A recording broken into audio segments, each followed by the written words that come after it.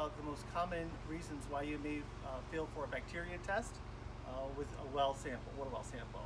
So first of all, if you get E. coli in your sample, that's a huge issue, and you really need not pay attention to a video, but call a local licensed contractor and talk to them about that. But if it's just coliform, it's not such a big deal. It's actually quite common. And a lot of the common reasons why you may fail for coliform is we call wellhead protection. And a lot of times it has to do with your well cap. So you see we here have, this is a well cap that would be to code. Hopefully in your yard you see something like this. The steel casing sticks out of the ground. There's a similar looking cap to like this. It has a conduit coming up to the side, a rubber gasket in between. This particular one would be rodent and insect proof with this gasket that you see here. This has been popular for probably about the last 10 or 15 years. This one, you can see where there's a piece of conduit still stuck in here where the wire used to go up through. This cap was more than likely rodent proof when it was taken off, but definitely not insect proof. Here's another style. This one did not have the correct piece in it, and it was neither insect nor rodent proof. It just covered the well, but definitely let a bunch of stuff in there that shouldn't be in there. This one is what we call sanitary seal. You can see how encrusted it is. And this you would find not sticking up out of the ground like you would these other ones, but rather if you note this picture here where the well is in a pit, that seal is what you see before.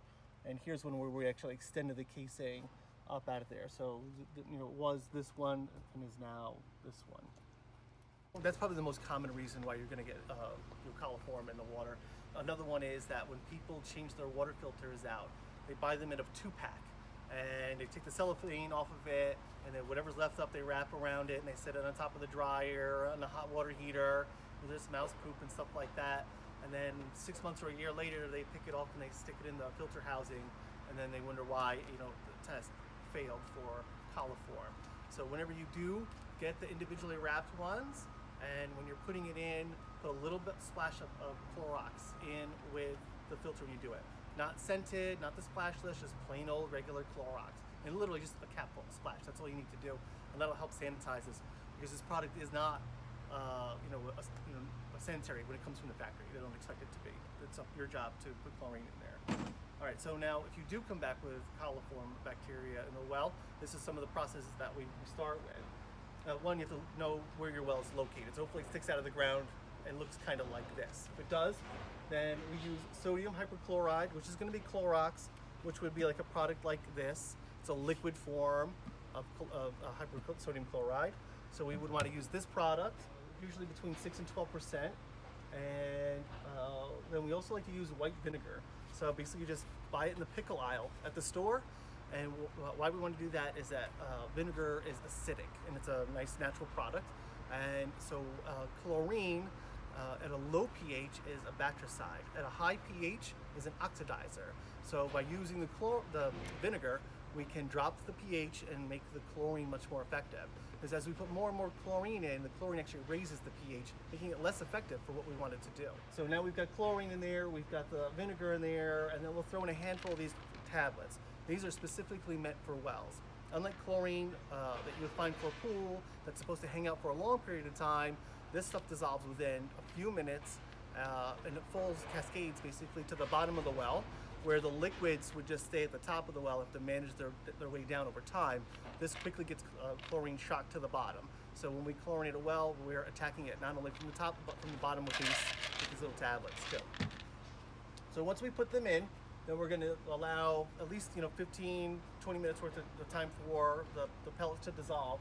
And then we usually will run a hose out from either the bottom of the tank, from an outside spigot, and let that water run just onto the ground until we can smell chlorine come out of there. Or you can have some litmus papers with you to test to see if you get chlorine out of there.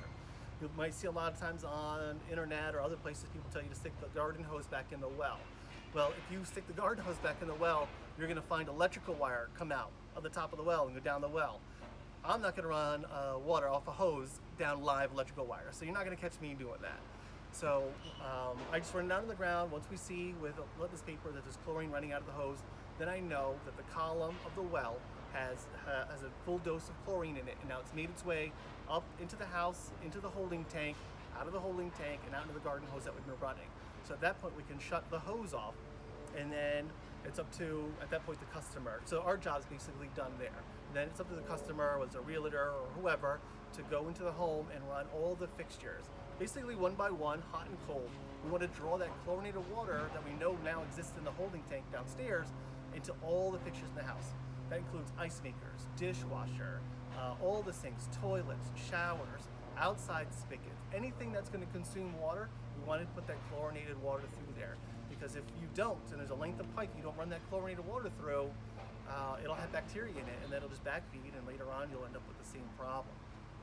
So once you get the chlorine distributed throughout the house, we want contact time. The longer the chlorine is in there, the better.